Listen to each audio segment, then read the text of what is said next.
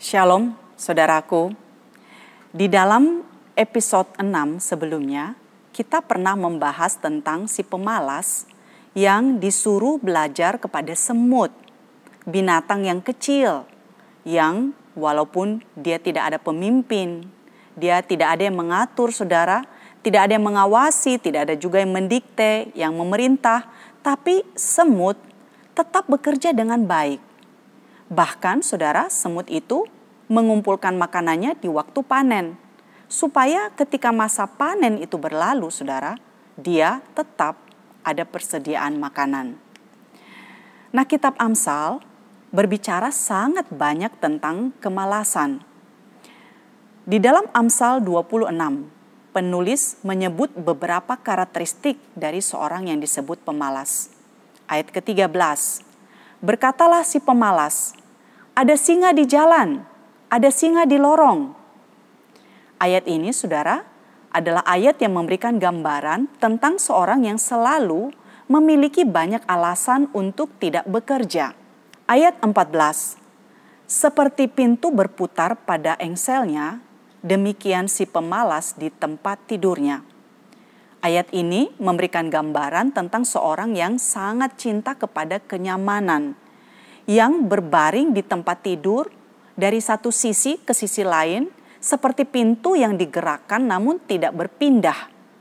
Sehingga saudara, pekerjaan-pekerjaan daripada si pemalas ini terabaikan dan kesempatan-kesempatan yang datang di dalam kehidupannya berlalu begitu saja. Dia saudara selalu tetap berada di tempatnya, tidak maju dalam usaha, terus berputar-putar di tempat yang sama seperti pintu pada engselnya. Nah saudaraku, kemalasan ini jika terus dituruti akan menjadi penyebab menyedihkan dari banyaknya penyakit. Bukan hanya bagi tubuh kita, bukan hanya masalah bagi masa depan dan kehidupan, namun juga saudara bagi rohani kita. Seorang yang malas untuk bersusah payah, misalnya memberi makan pada jiwanya dengan firman Allah, yang kita tahu bahwa firman Allah adalah roti, adalah makanan bagi jiwa kita. Lama-kelamaan saudara, rohani bisa menjadi kering dan akhirnya menjadi mati. Ayat 15, si pemalas mencelupkan tangannya ke dalam pinggan, tetapi ia terlalu lelah untuk mengembalikannya ke mulutnya. Ayat ini saudara adalah gambaran seseorang yang memiliki keengganan yang luar biasa. Dia sebenarnya ada usaha untuk melakukan sesuatu, namun dorongan di dalam dirinya kurang kuat. Sehingga dia tidak bisa menyelesaikan apa yang menjadi pekerjaannya. Ibarat seseorang yang tidak bisa lagi mengembalikan tangan ke dalam mulutnya. Dia terlalu malas untuk bergerak dan melakukan sesuatu. Bahkan untuk memberi makan bagi dirinya sendiri. Ayat yang ke-16. Si pemalas menganggap dirinya lebih bijak daripada 7 orang yang menjawab dengan bijaksana. Ayat ini saudara memberikan gambaran lain dari sifat seorang pemalas. Ayat ini menggambarkan kepada kita akan ketidakmampuan seseorang pemalas di dalam menilai dirinya sendiri. Dia menganggap dirinya lebih bijak dari orang yang bijak.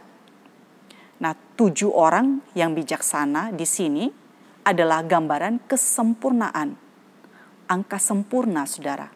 Dan seorang pemalas menganggap dirinya lebih bijak daripada mereka. Saudaraku, sesungguhnya tidak ada tempat bagi kemalasan dalam kehidupan seorang Kristen. Efesus 2 ayat yang ke-10 mengatakan, karena kita ini buatan Allah, diciptakan dalam Kristus Yesus untuk melakukan pekerjaan baik yang dipersiapkan Allah sebelumnya. Ia mau supaya kita hidup di dalamnya. Saudara, kita diselamatkan bukan karena perbuatan kita. Namun iman yang sejati, saudara, dibuktikan melalui perbuatan-perbuatan kita.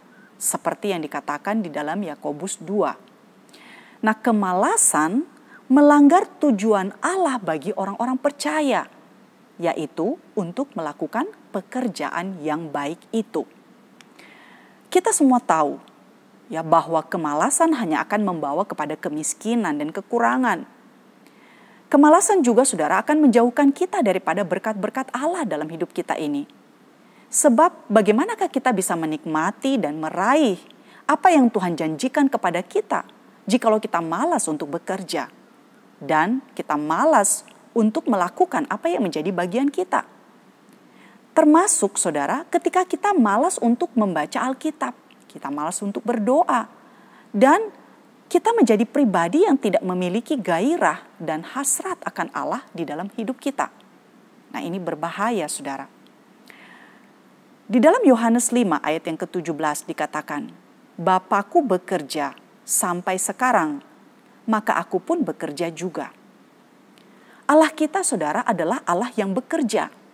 Allah yang menemukan kesenangan di dalam bekerja. Nah saudara, Dia memanggil setiap kita untuk melakukan hal yang sama di dalam hidup kita. Karena hal itu adalah bagian dari rancangan Allah yang sempurna bagi kehidupan manusia. Nah kita bekerja saudara tentu saja bukan semata-mata untuk bertahan hidup atau sekedar karena kita membutuhkan uang. Ya. Pekerjaan yang kita lakukan adalah salah satu cara untuk menjadikan diri kita berguna bagi sesama kita. Melalui bekerja, kita bisa menemukan diri kita dan memahami apa yang menjadi kemampuan-kemampuan atau karunia-karunia khas yang Allah berikan bagi kita. Dan saudaraku, melalui bekerja, kita mewujudkan apa yang menjadi rancangan-rancangan Allah itu bagi kita dan bagi dunia di sekitar kita. Setelah kita percaya, sesungguhnya Allah memberikan kuasa kepada kita untuk mengatasi natur dosa untuk bermalas-malasan ini dengan memberikan sifat yang baru kepada kita. 2 Korintus 5 ayat yang ke-17. Melalui sifat baru ini, kita dimotivasi untuk bertekun dan produktif karena kasih kepada juru selamat yang telah menebus dosa kita. Nah saudaraku, kecenderungan lama kita untuk bermalas-malasan dan tentu saja semua dosa lainnya telah digantikan oleh keinginan untuk hidup saleh.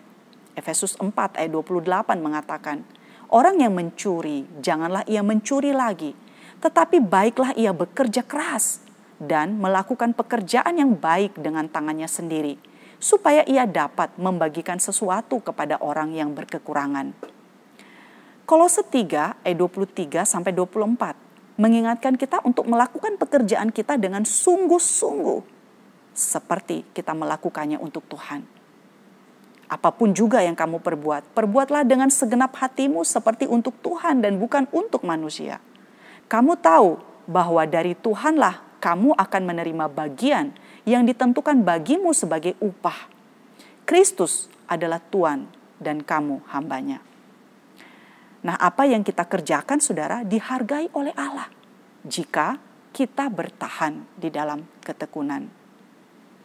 Jadi saudaraku, mari tinggalkan sifat kemalasan dan mari kerja giat untuk Tuhan. Amin.